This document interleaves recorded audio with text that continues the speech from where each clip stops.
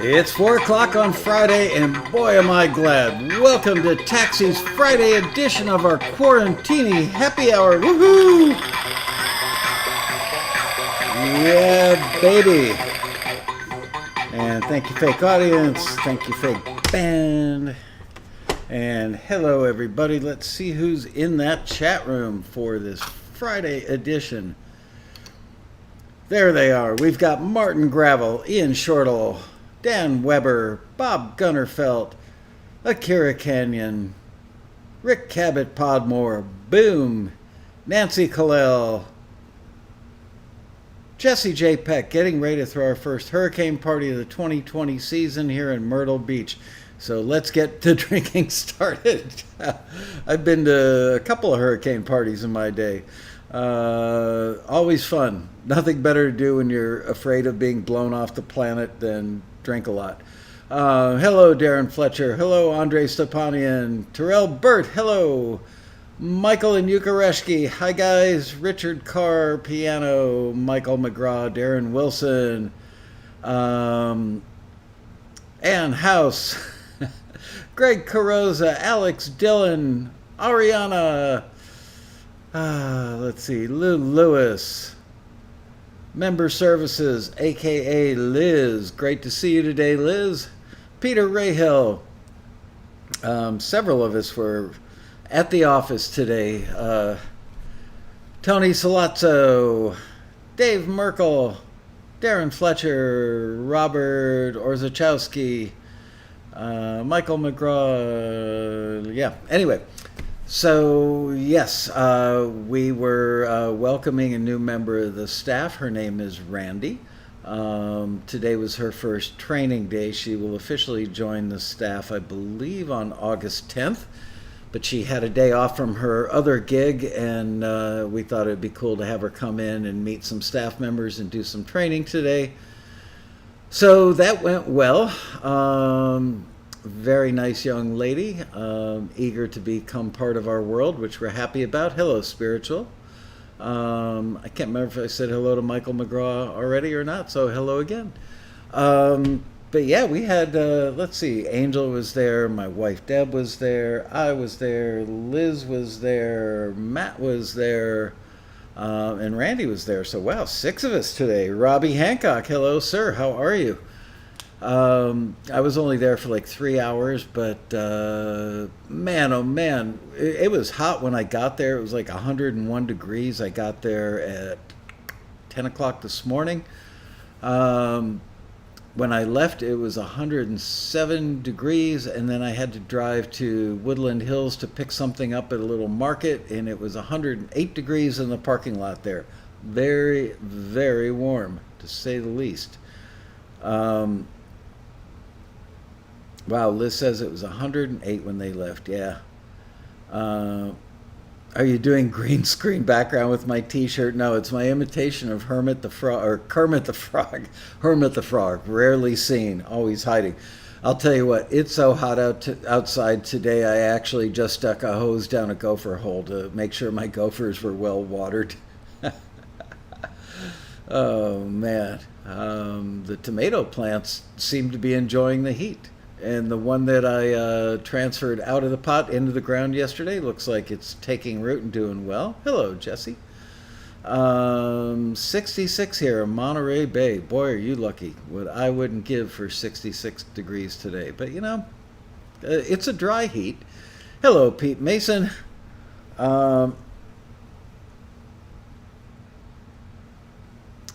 Question, if you're comfy with it, what do you know of Don Randy and Quest or other? I have no idea. I don't know Don Randy. It sounds like a horny godfather, Don Randy. Bada boom. Hold on.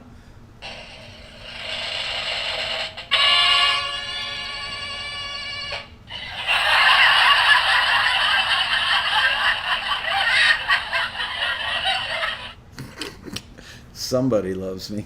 Oh, look, it matches my shirt. Oh, man, oh, man. No, I gotta say, I've never heard of them. I know the Wrecking Crew. Apparently, I don't know them well enough. Don Randy played on Pet Sounds. That's a pretty good pedigree. L.A. guy and house band at the Baked Potato back in the day.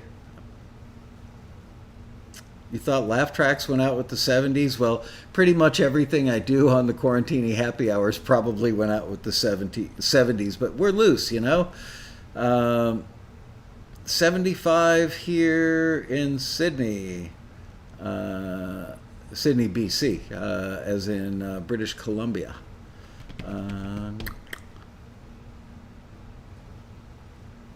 Okay, friendly word of advice. Never saute in-seed jalapenos and habanero peppers first engaging the exhaust fan. Could be sneezing, coughing, even gagging involved. Wow. Yeah. You know, I'm trying to think when the last time I used jalapenos. It's been a while, and I like them.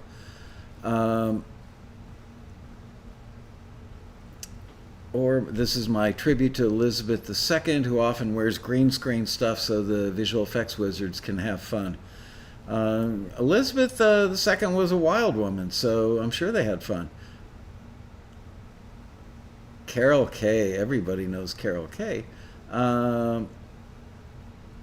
Okay, so first of all, I want to tell you I've got an exciting show lined up on Taxi TV Monday. One of my very favorite people, Mr. Ken Calais, will be joining us, and we are going to just hang out and talk about gear, you know. So I want you guys to have some questions ready. You can ask him about Fleetwood Mac stuff.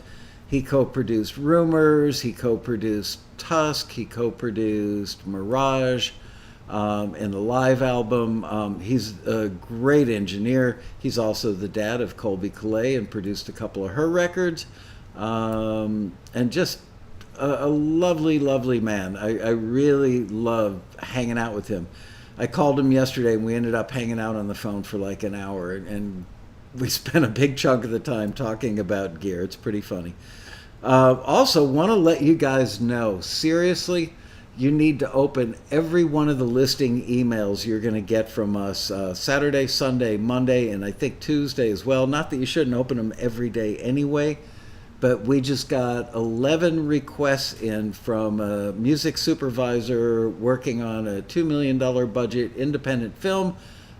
This is his at least second time coming back and running listings with Taxi, because he's been so happy with the music he got from you guys on the past project or two that he's run through us. Used stuff in those previous films. Really, really, really good batches of listings. And we have so many listings in the till right now that we're actually putting out 4 listings on Saturday, 4 on Sunday, and 4 on Monday. So you definitely want to check out these batches of listings. Just great, you know, genres, great examples of stuff that he needs. All the references came from him, references of stuff that's already temped in, and some good tips from the music supervisor about what's going on in the scenes, which is something we don't get all that often. Hello, JP. How are you? Hello, Jan Weilage. All right, so without any further ado, as promised, I want to call our friend Russell Landwehr, who just retired and now gets to concentrate on his music stuff all the time. So I'm very, very excited to talk to him. He's a great guy. Let me get to the right place on my phone. Whoops. And there we go.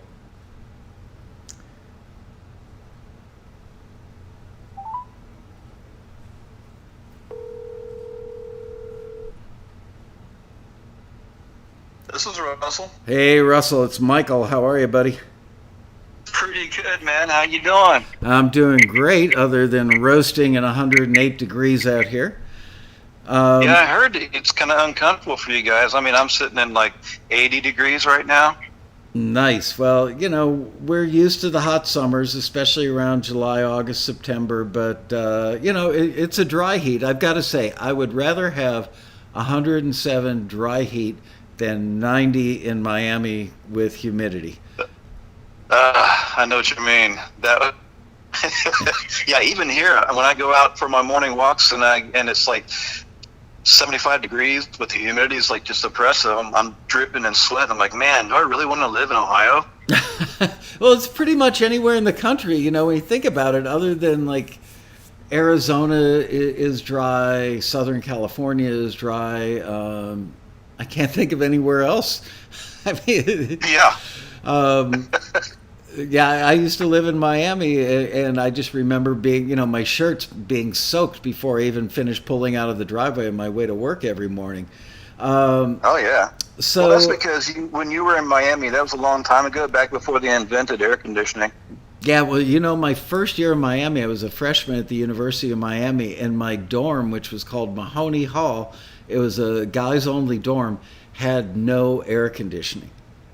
So, yeah, I quickly found myself a girlfriend who lived in the girls' dorm, and they had air conditioning. It was a twin building, you know, like 100 feet away from ours.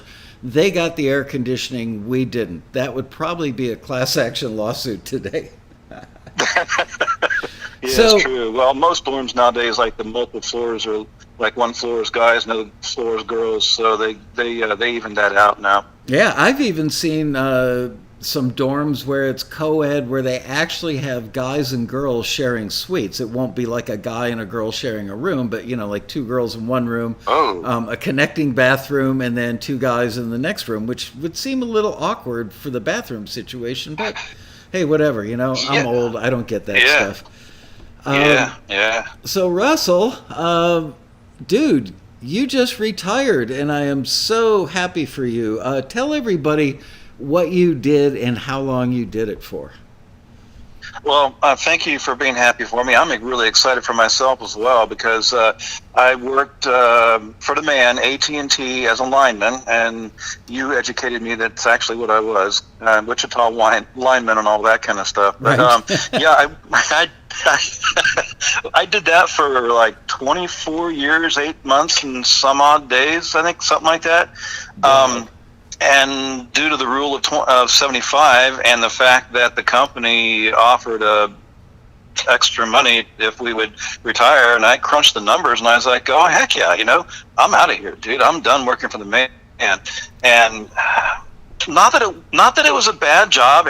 It was really a good job. I just didn't like the dirt and the bugs and the heat and the cold and the customers and, you know. But you liked playing with the wires, right? Oh, yeah, the wires were great. Oh, man. How many times did you go under a crawl space and go face to face with a possum or a raccoon or a skunk? You know, the worst things that I never actually had any problems with animals, well, except for dogs in backyards. I even had a dog pee on me through a fence one time. Well, I hope you peed right back on it. Take that, Fido. That would have been brilliant. But you know, and when I say bugs, I'm not just talking about outdoor bugs either, because, you know, I went in people's houses and stuff, and that didn't go over so well sometimes. Fleas were a real bad thing sometimes. But you know what? It paid really good, and it paid the bills. For me, it wasn't a career. It was a job that paid the bills so I could do the other stuff that I wanted to do and work on that, which, I mean, when I first started with taxi, which was, oh man, I can't even think about how long ago it was. It had to have been, maybe, it wouldn't be 9 years now, would it? It might be. I was going to guess 8 to 10, so 9 sounds like a good guess. Yeah, so, you know, I was already in that, and I was playing in bands and stuff on the side because that's what I really loved to do. That was what made life worth living for me, you know? Yeah. But then when I discovered not when I rediscovered taxi and found out that there was a whole thing for TV and stuff, and I started doing that, it was like, you know, then I knew I'd actually found my real career. I just needed to figure it out while I waited things out and waited for retirement for the man, you know? So I'm guessing you worked like 8-10 hours a day. Was it a 5-day-a-week gig or a 6-day-a-week gig? Yeah, it was 5 days a week. I'd put in 40 hours a week, drive a half an hour each way to work, which is nothing for. I mean, that would be like next door in California, but it's Right. it's pretty far in Ohio. Um, but yeah. So it definitely took quite a bit of time, and it took a lot of energy. I can't believe how much of an energy suck it was. I mean, I've talked to people before about it. I'm like, you know what? I don't hate the job because that would take too much energy, but I didn't really like doing it. It just Yeah. the money was really good, But I would find that on my days off, I would wake up bright and early in the morning and go, woohoo! I can go out in the studio and make music. Right. And the days that I was on vacation, it was the same thing. If I took a vacation, I'd wake up early in the morning and be, I've got all this energy. I just it's amazing that when you're doing what you really love or we love what you do, how much more energy you've got just to go and do it. Yep. Absolutely. So, tell us a little bit about your musical career. Let's start with your studio. Give us kind of an overview of what you've got in the studio. Okay, do you mean like gear and what I do and all that jazz? Yeah. Yeah. What are you recording on? How many mics? What kind of outboard? That sort of stuff. Yeah. Right, okay. For my own personal studio at home, I've got two rooms. I've got a control room and a live room, which Nice. occasionally I will use the live room to record other people. I've recorded, lately the last two sessions I've done in that studio has been a couple of drum sessions for other people for their albums and stuff. But usually I'm just in the control room myself, working for myself.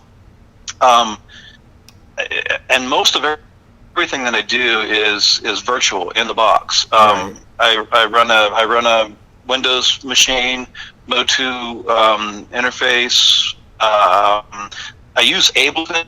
I switched to Ableton because not a long time ago. Well, it might seem like a long time ago. Anyway, I switched to Ableton because I really wanted to concentrate on EDM kind of stuff, which an EDM and hip hop stuff, Ableton is really good for that because it's just set up really well to utilize all the functions and stuff that you got to do when you're doing EDM and hip hop. So I taught myself Ableton, which was, man, it's different than every other DAW because I'd been using the Steinberg stuff before that.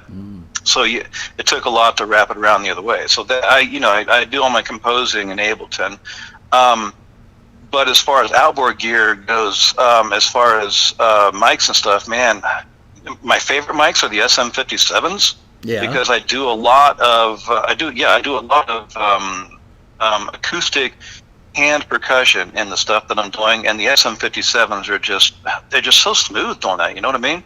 I do know what you mean. Actually, I've got to say, when I started my career at Criteria, 57s were typically the first mic people would pull out for any kind of percussion. So, good choice. Yeah.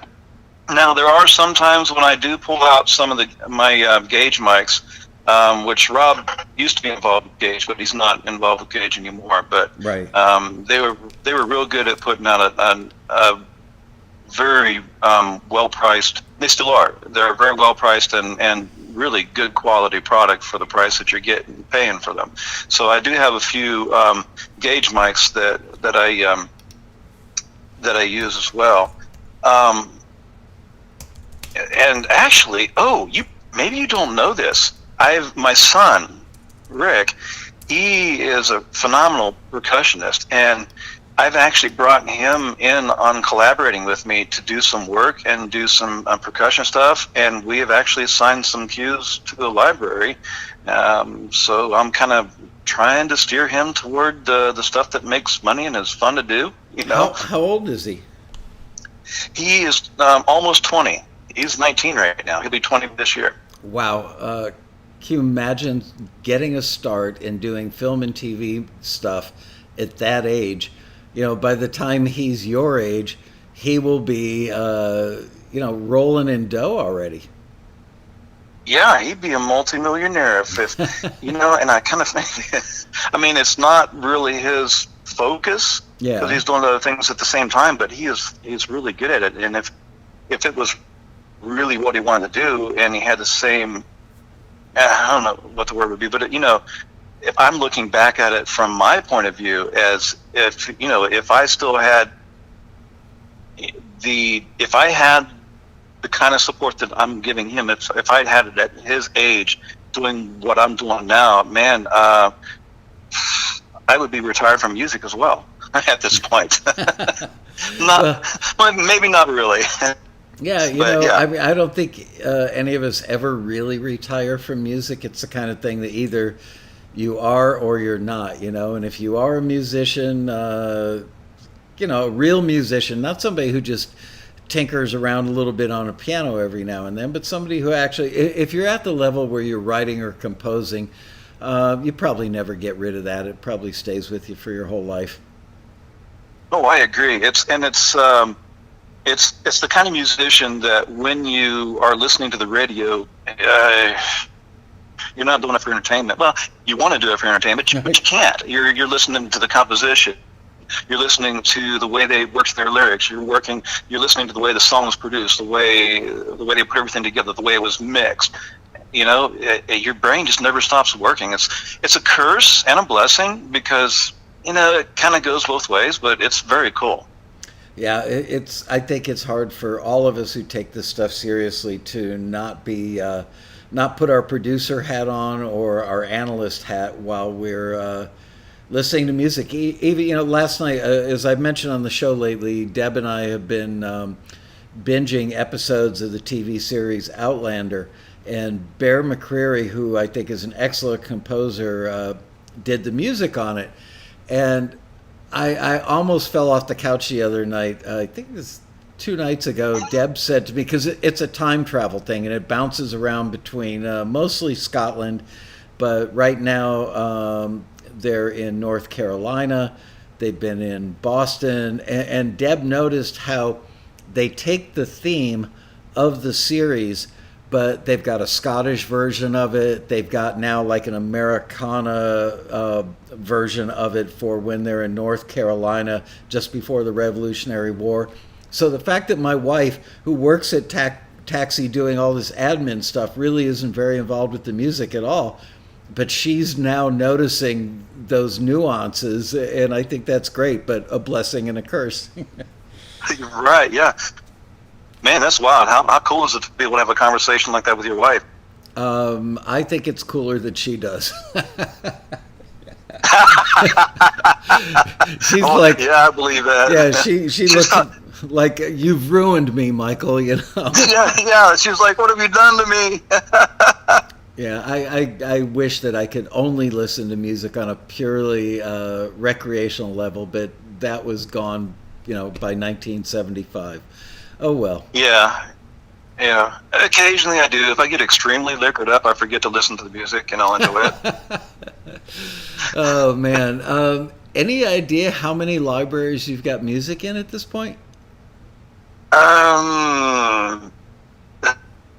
Man, let me think. 1, 2, 3, 4, 5, 6, 7, 8, 9, 10 or 11 maybe. Wow. And I would say that 90% of them have been through Taxi, and only like a small amount have been ones that I've found on my own, or because of working with Taxi and stuff, rubbed elbows with the right people, and then they said, "Hey, can you do this?" I'm like, "Shoot, yeah, here we go. How's that? Yep, let's sign it." Awesome. And it's been amazing. And go ahead. Go ahead. No, you go ahead. Well, I was going to jump off of that into a couple of things about Taxi. I mean, if you don't mind. No, I don't mind. I want everybody to know I didn't ask you to talk about Taxi at all, so this is unsolicited. Well, I hope it's kind. It is. Well, some of it's, all of it's kind to Taxi, and one of it's not so kind about people who diss Taxi. Oh. Yeah, I do spend quite a bit of time in several different forums in social media, and a lot of times the question about Taxi comes up, and there are a lot of people that are very supportive of Taxi, and a lot of them I know. A lot of them are high-end people, and some of them are like me that were like, meh, and people. But I'm losing you a you little know, bit. I don't know how many bars you have, but I'm starting to get a little dropout on you. You may need to relocate to a better spot for your phone connection, or call oh, AT&T. Call AT&T. yeah, like I've got an in on them guys anymore. So I tell you what, let me go to the upstairs of my house and see if I can get better cell signal up there. All right, cool. There we go. Okay, are you there now? Yep, I'm there. All right, cool. All right, so anyway, yeah, go ahead. Like I was saying, actually, let me do one other thing here. I'm going to turn off my Wi-Fi because I think my phone uses Wi-Fi and it really screws. Okay, I'm back. All right. I'll bet that's nice now. Probably was my Wi-Fi. My wife turned on Netflix, and so you know what happens to the internet then. She's probably anyway. She's watching Outlander. That's what it is. She heard it. She heard it got a good review from Lasco, so she's like, heck yeah. Right. Well, trust me, you'll enjoy season 1, episode 7. The wedding night scene is very romantic. Anyway, go ahead with the nasty stuff you've heard about. Okay. So yeah, and like I was saying, in social media, I run into a lot of times people will ask about taxi. And there's always a lot of people that really say good things about taxi and stuff, but you've got these few people here and there that are just like, oh, no, I'm pay to play, blah, blah, blah. And I'm like, I finally got totally fed up, and I laid into some of these people. I'm like, you know what? Taxi is not pay to play. If you think about it, pay to play means what you're doing is you're paying somebody to give your music to somebody else when they really shouldn't because your music isn't good enough. Right. And that's what pay to play is. And Taxi doesn't give your music to other people if it's not good enough. And maybe the reason you're dissing Taxi is because your music isn't good enough. Ooh. How did they take that? Well, they had no reply to that, but there were plenty of people who understood it, and I think the message got out to the right people, the people that wanted to know what it is. I explained to them. I say, you know what? Taxi is not it's not a library. A lot of people think it's a library, that Taxi is a library, and it's not. Right. It's an AR company. Taxi is a gatekeeper. You know. I think we're a gate opener, actually. But you've got to make music that's good enough that we can open the gate for you, you know? Okay, you know what? I even like gate opener much better than gatekeeper. I'm going to use that from now on, by the way. Great. Well, let me know every time you use it. I'll send you $1. I'm going to use it 7 times a day. At the end of the month, I'll be good. I really appreciate it. You know, a lot of people... I appreciate you standing up for us because the people who are part of our little, cult here on the Quarantini Happy Hours, they know. Our longtime members know. People that go to the road rally know. But it's hurtful when people trash the company and they really don't know anything about it. And what's even more hurtful is when I see people that I consider friends like you and plenty of other people I know that will defend us. Or it's not even, defending isn't even a good word, just informing people what we're really all about. And people will just beat them down. It's like, really? You don't want to hear the truth from somebody who's actually used it. You're just going to shout over me and try and put me down and embarrass me, so I just shut up and go away. What a jerk. Yeah, but those of us who understand the way it works and everything, that little ankle biting that those people do, it's insignificant, Yep. I mean, it is. I deal with it a lot better now.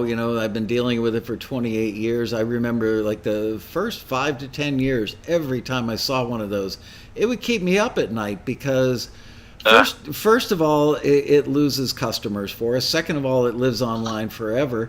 And thirdly, I'm just so proud of this company, and I know how hard we work, and I know, like how legitimate we are. And you hate people out there lying about you, It's like, I'm trying to come up with a good analogy and I can't. But I'll tell you what, I could never be a politician because I think everybody in politics lies and they're just shameless about it. Um, but Yeah. it's hurtful, you know. If we if Taxi was the kind of company that we cut corners and we had, you know, we told the truth most of the time, if we were that kind of company and people trashed us, maybe it wouldn't hurt so much. But look, we just hired a brand new person on the staff. She just started today. And as I do with everybody, the first thing I do is bring them into my office, sit them down, and say, okay, rule number one at Taxi is always do the right thing. Rule number two at Taxi is if you don't know what the right thing is, come and see me. Yeah, you know, and I've had conversations with people before where I've told them that very same thing that I know about that rule that you've got, and I explained to them, look, they're all about doing the right thing. Yep. Anyway, I really do appreciate you setting people straight. So you were going to say something other than your defensive work for Taxi. You were going to talk about being online or something or other stuff. I don't remember. Oh now. no, the only bad thing I had to say was about people who trash Taxi. Oh, okay. Yeah, because it's just crazy. Although, you know what, it does come down to sometimes when people are asking about it and stuff, and I know what kind of musician they are and what kind of where they the style that they do and stuff. I do counsel them first to, you know what, here's how you sort of get your feet wet. There's a way to find out what the listings are. You can get on the email. There's a way to get on the website and be able to see what the listings are. Look at the listings. See if they fit what you do. See if there's anything you think you can do. Go in and participate in the forums. Have people listen to your music, listen to other people's music, and participate in the forums. Because I don't say to people, especially certain people, I don't say, oh yeah, jump in and join Taxi, it's going to be great. Because I know what the listings are, and I know what the industry is looking for. And sometimes, honestly, sometimes people just might not be ready. You know what I mean? Yeah. Oh, we've run into that all the time. Actually, the staff is encouraged to dissuade people from joining Taxi if we don't think it's going to be a good fit for them. An example would be somebody who calls up and says, I keep hearing about your company. I've got a CD I did in 1996, and I want to pitch it. Well, we will be very honest with them and tell them, look, if that's all you've got is the 10 songs on that CD, and you're probably going to pitch them over and over again at things that they're really not a good fit for because they weren't created to meet the criteria of a listing, you're probably going to be disappointed. You may get a chance to pitch it, you know, for some vintage listings, but those will be so infrequent that you may not get your money's worth. So we would tell you, don't join. And people are shocked by that sometimes, but that, you know, I don't want to create an unhappy customer because they've got an unrealistic expectation.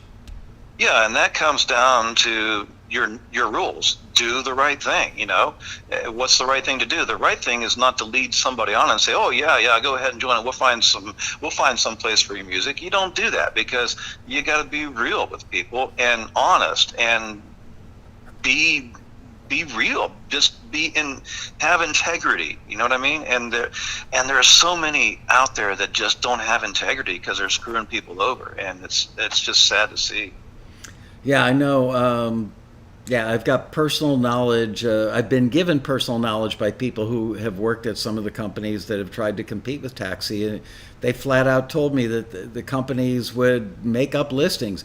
We've seen plenty of examples over the years of people who take our listings from the emails and from our website and take out the word Taxi and take out a few other things, but basically 80 to 90% of the text in the listings that they have on their sites are Taxi listings. And we know that they don't know the companies we got the listings from, so they're charging people to submit music to listings where there is nobody waiting for the music on the back end. That's about as low as you can get. And sadly, those companies have created kind of a stigma with companies like Taxi because they're not honest. And it's unfortunate sometimes we get lumped into that.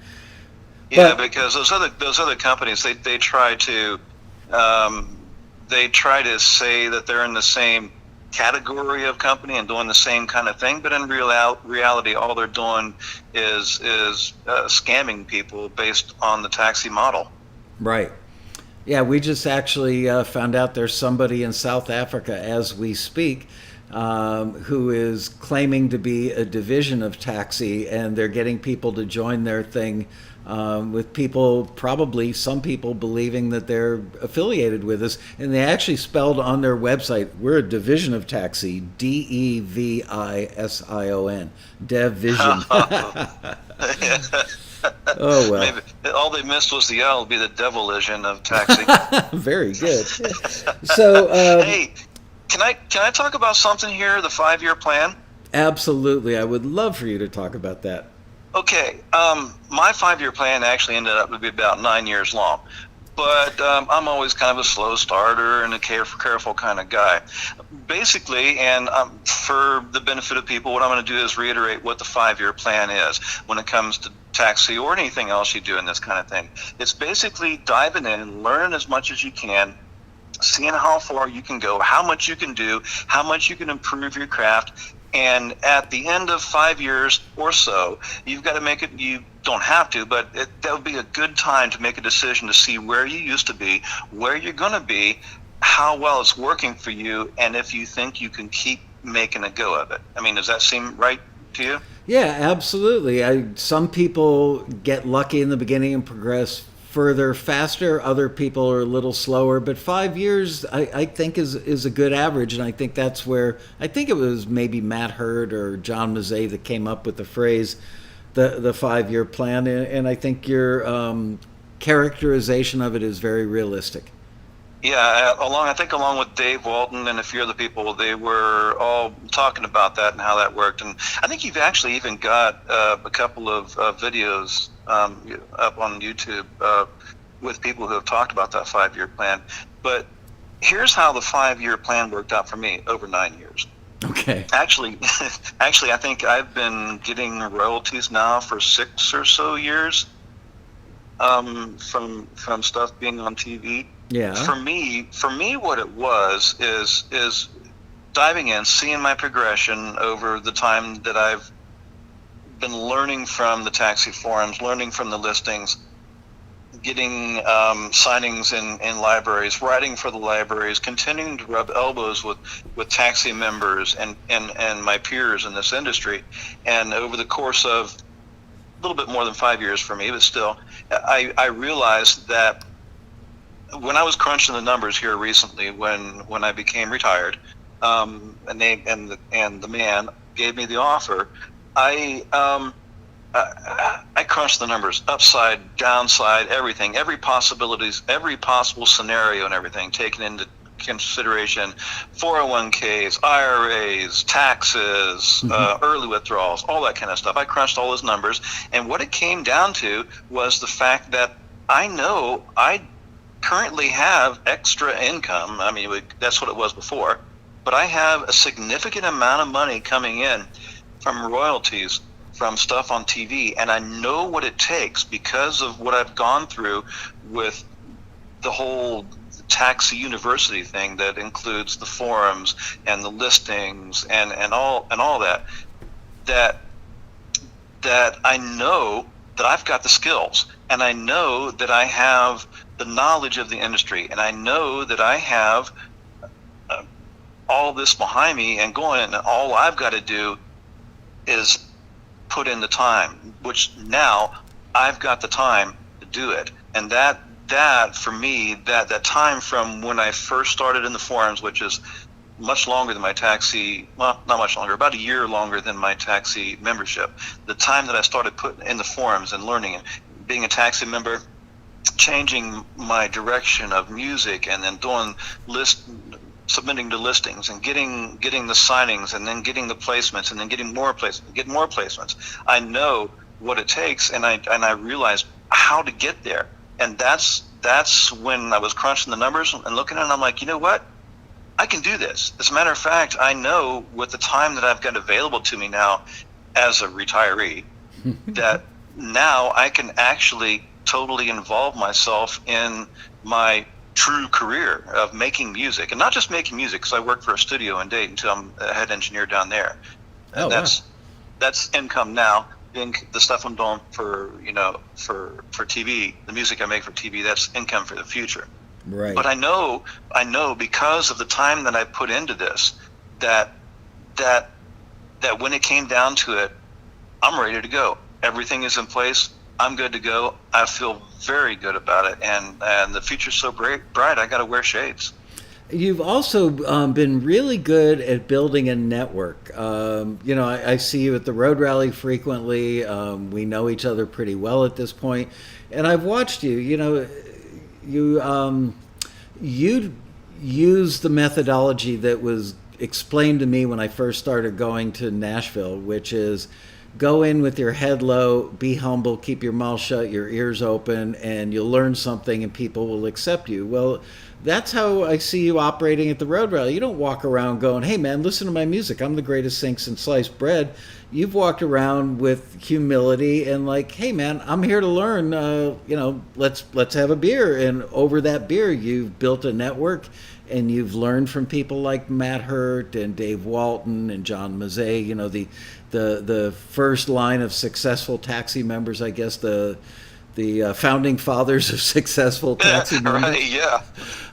You've done it all perfectly. Do you mind me, if you're not comfortable, do you mind me asking how old you are right now? I am 55. Wait a minute, what year is this? Yeah, I'm 55. All right. Well, you look like you're 42, so good on you for that. But man, you're sweet talking me now. No, I had no idea. I've never talked to you about your age before.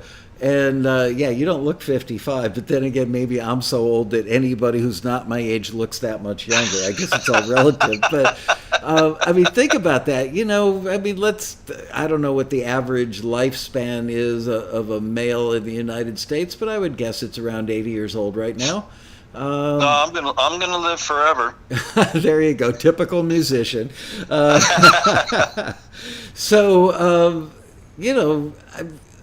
Like you said, music is what you enjoy doing, and you could conceivably do this until the day that you depart this earth. You could have another 25 years.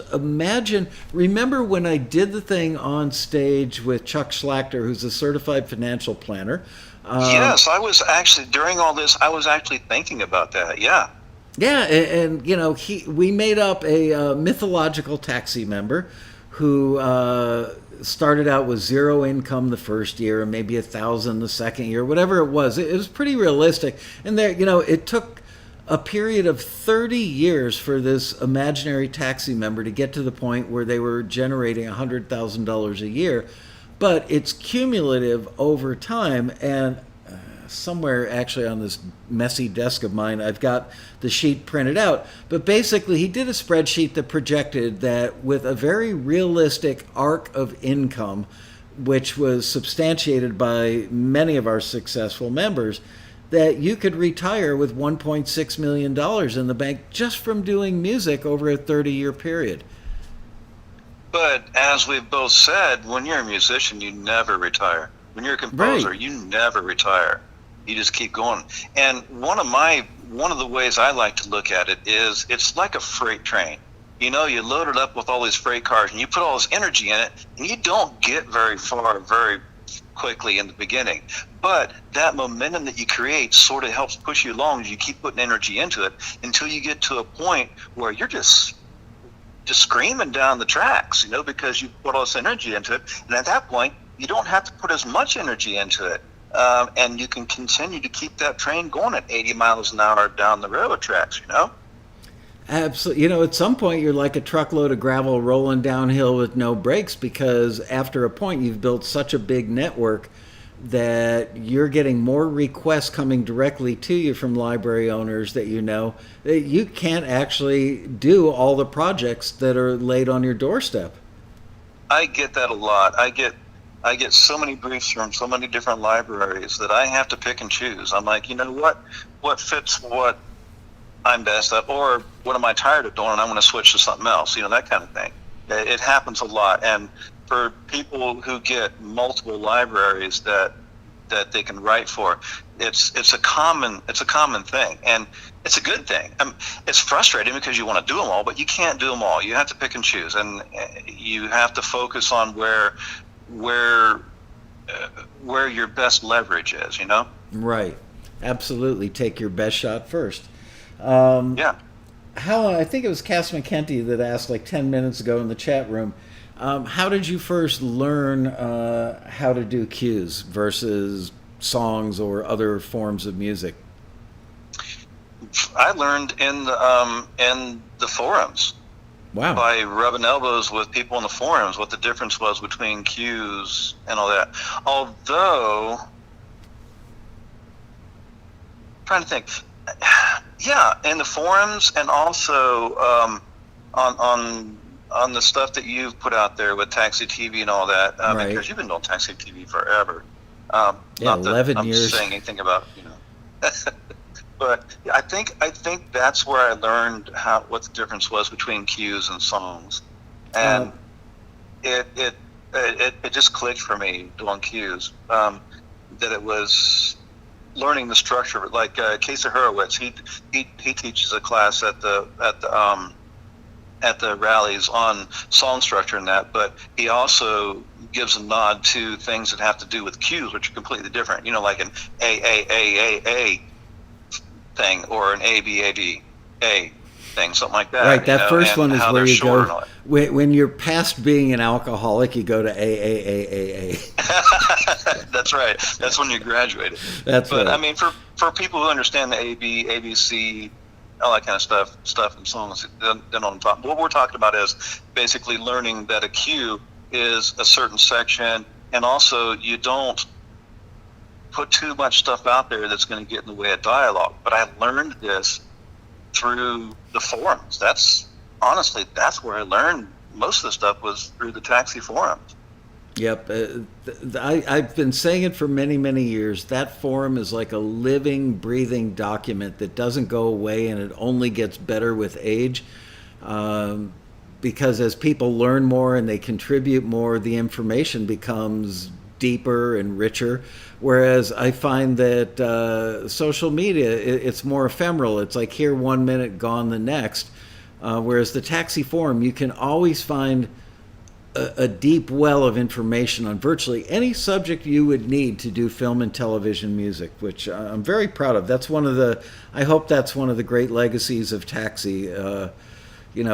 Someday when I'm gone, and I mean like gone from this earth, I hope that the information on the forum finds a place where it lives on forever, because I think you guys have built such a treasure trove of knowledge there that it's better than like getting a master's degree in music, and it's all just sitting there waiting for you for free.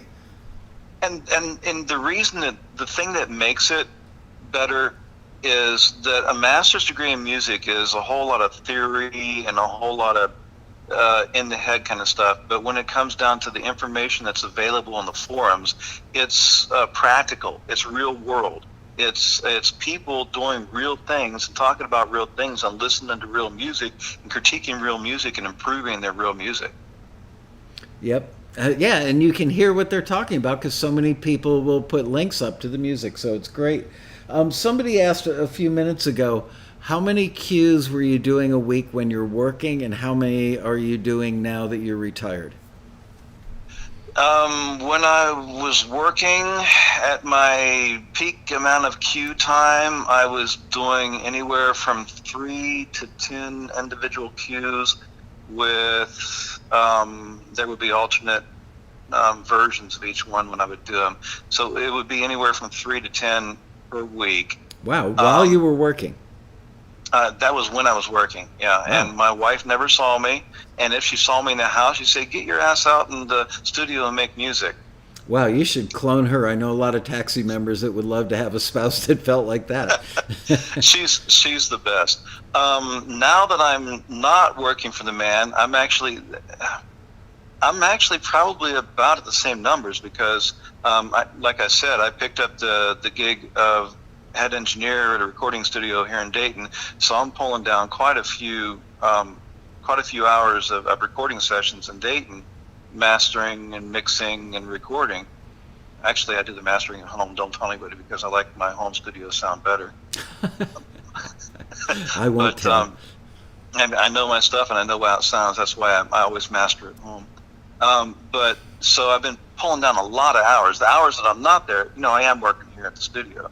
But so right now I've actually backed off, but my train is still running hard. So everything I do gets somewhere, because that's the other thing that happens when you're writing cues and stuff.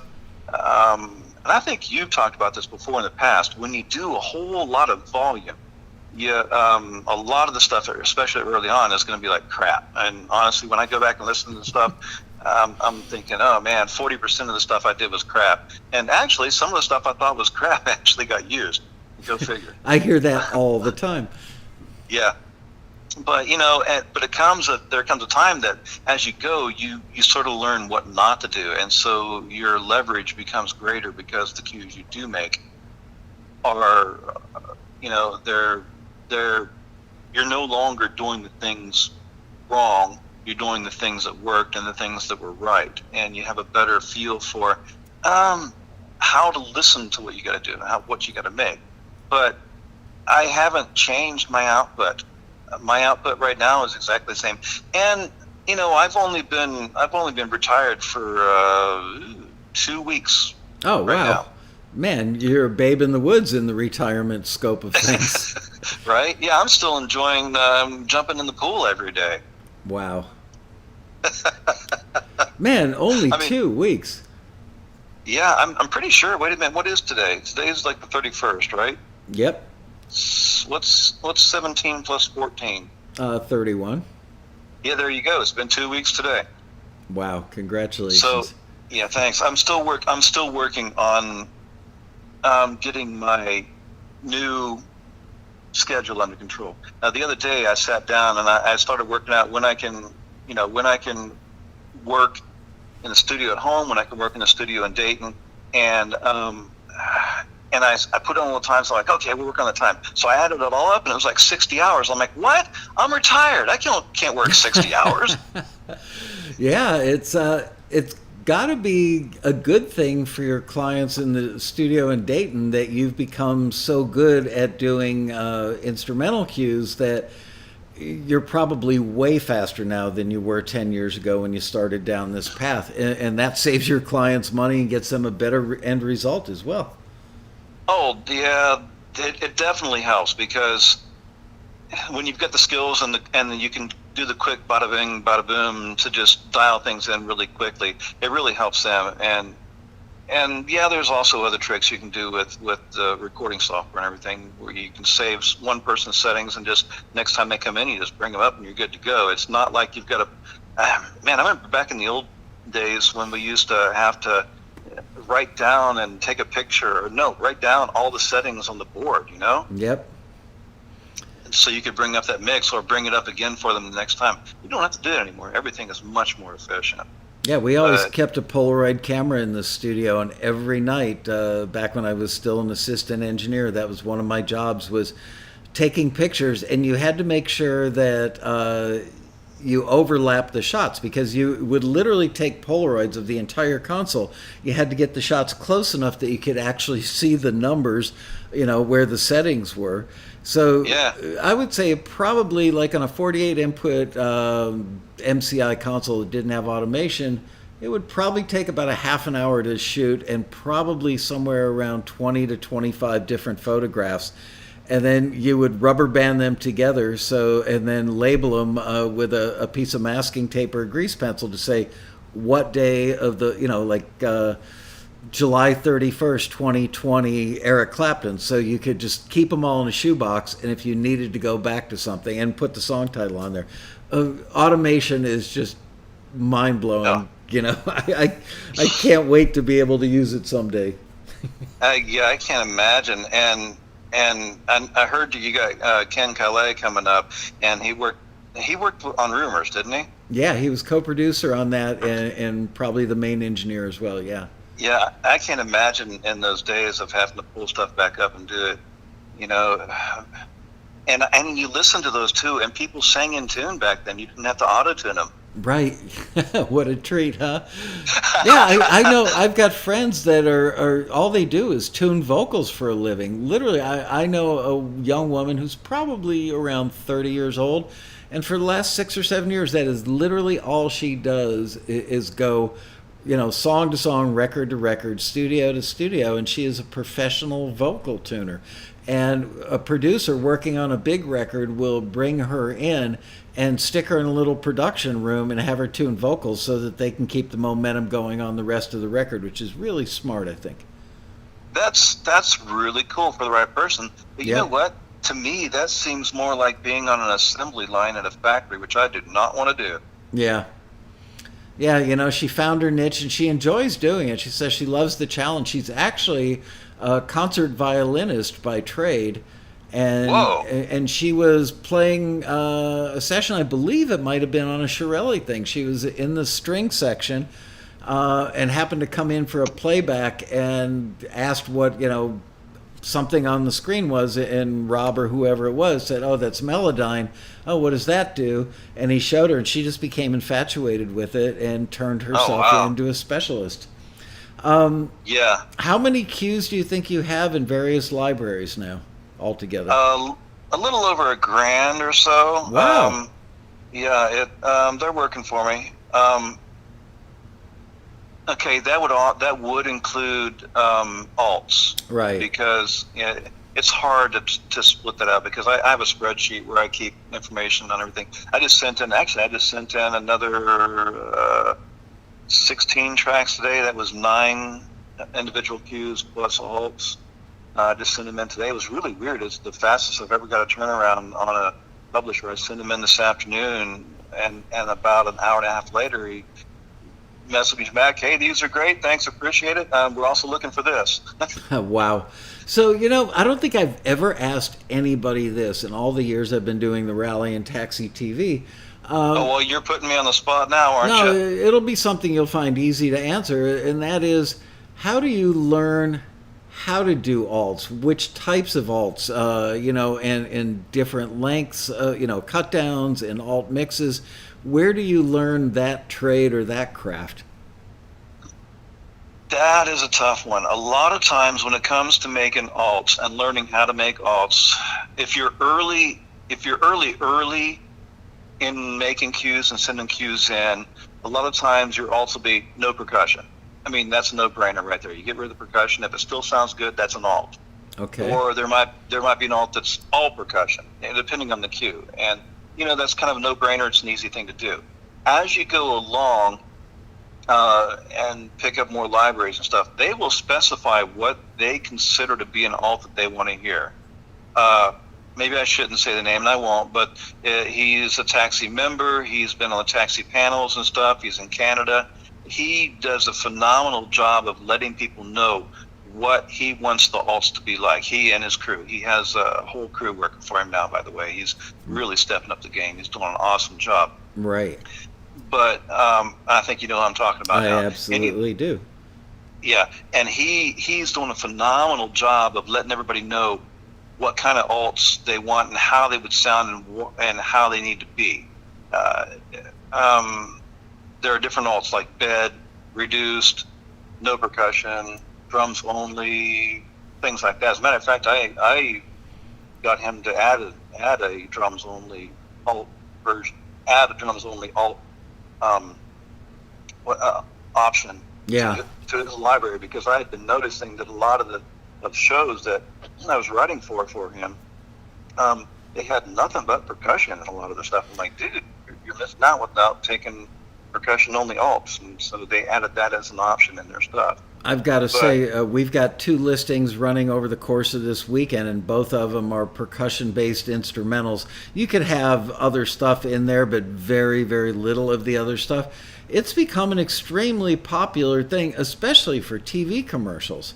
Just Really? I didn't know that for TV commercials. I know a lot for shows like The Challenge and Cake Bake or whatever that stuff is called. A lot of times on when they're coming up and getting ready to get some stuff going, the tension a lot of times will be the action percussion stuff.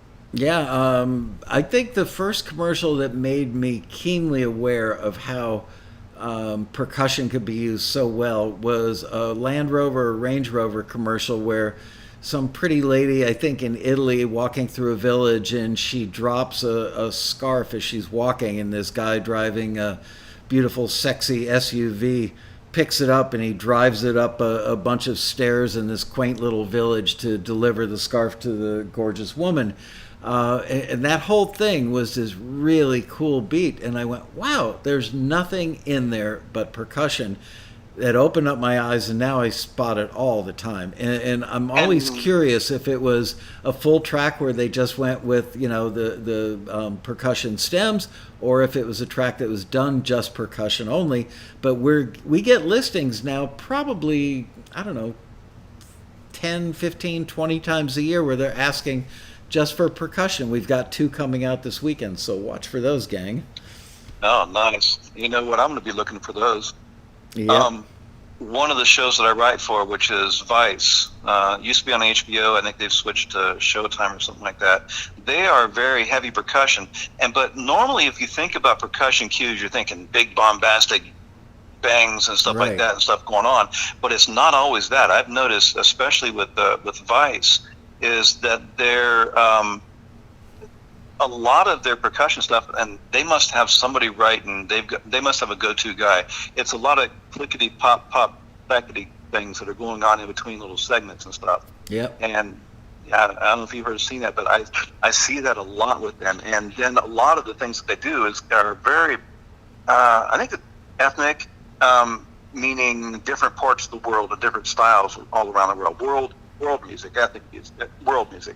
Absolutely. And a lot of it is very percussion based and if there's anything in it, it's mostly percussion, but a few melodic instruments, but they're very varied in it. And I've got a feeling that kind of stuff really works well behind dialogue, because the percussion can cut through and you can turn the volume down and it still kind of cuts through and gives the vibe. Yeah, what it does is it gives forward momentum, which everybody wants in every scene. They don't want the scene to lay there like a lox. So as long as the percussion isn't stepping on the dialogue, you get that sense of it's moving forward. Yeah, exactly. And I think the only time that Vice ever uses non-forward moving stuff is in at the very end of the last segment, and then under the credits at the end. That kind of stuff is usually sort of I think they use sort of a hopeful feeling kind of music going at the end of that kind of stuff. They seem to want to do that at the end of their shows. Well, I just realized we're 3 minutes over, but besides just congratulating you, because I know that you've been working toward this retirement date for years. You and I have been talking about it for probably 3 or 4 years now. And when I heard that you had retired, I just had a little smile on my face and a warm spot in my heart for you. So I just wanted to say congratulations for sticking it out, making the good move.